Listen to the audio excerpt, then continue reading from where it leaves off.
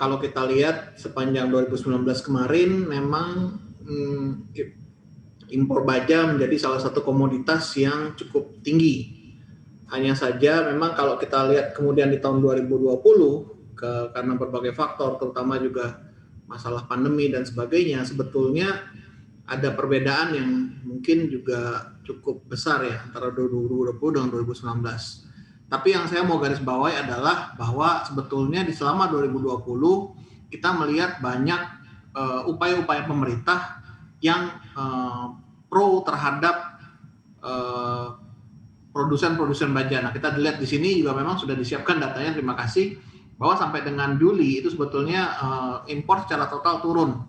Memang untuk sisi pipa ada sedikit kenaikan, kami juga belum tahu itu kenapa, karena biasanya terlalu dijadikan satu antara pipa seamless dengan pipa las ya, kita nggak tahu. Nah, sebetulnya yang lebih penting di sini adalah komitmen pemerintah sendiri dalam mendorong para pelaku usaha di midstream dan downstream atau kontraktor itu untuk menggunakan produk-produk baja dalam negeri. Jadi bukan saja produk hulunya yang dilarang masuk, tetapi juga produk-produk baja olahan hasil dari produk manufaktur dalam negeri itu yang perlu diperhatikan juga seperti itu.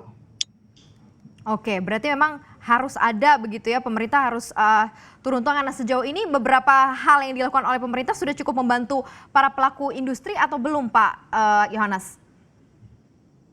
Ya, tentunya kita nggak bisa mengharapkan ini kayak goreng pisang gitu ya, langsung matang, langsung panas gitu ya.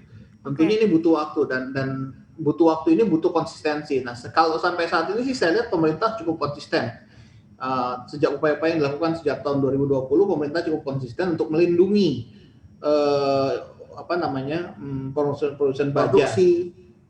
Sebagai pembangunan konstruksi itu dilakukan dengan menggunakan produk-produk baja dalam negeri, baik itu pelabuhan ataupun kilang minyak ataupun apapun yang sudah bisa diproduksi dalam negeri, janganlah diberikan kepada produsen luar negeri seperti itu.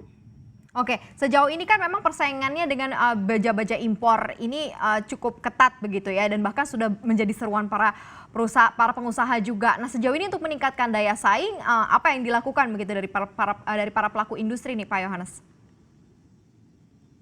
Ya, kita sebetulnya memang ada dua hal. Yang pertama dari sisi bahan baku sendiri, yang kedua dari sisi proses. Nah, dari sisi bahan baku sendiri memang dalam tanda petik Indonesia ini sebenarnya agak kalah start ya. Karena kita tahu bahwa even Krakatau Steel pun belum seluruhnya mempergunakan biji besi, dia pakainya slab. Ya. Jadi itu aja sudah sebuah produk olahan. Ya. Kalau dari China, mereka memproduksi langsung dari biji besi dan dilebur seperti itu. Nah, kalau kita hanya bisa meningkatkan produktivitas kita, meningkatkan daya saing kita dengan misalnya satu, mengefisienkan biaya produksi. Tetapi kan itu ada buffer tertentu. Nah, makanya kita lihat lagi di 2020 kemarin, pemerintah juga sudah membantu dengan mengadakan namanya Undang-Undang Cipta Kerja. Nah, tinggal kan pelaksanaannya juga nggak semerta-merta langsung. Ada waktu lagi yang harus kita melakukan transisi. Baru nanti itu akan betul-betul tercermin dalam ongkos produksi, katakanlah 2021 ini, seperti itu. Jangan lupa untuk install aplikasi CNBC Indonesia yang tersedia di App Store dan Play Store. Dan ikuti terus perkembangan ekonomi bisnis terkini hanya di CNBC Indonesia Beyond Business.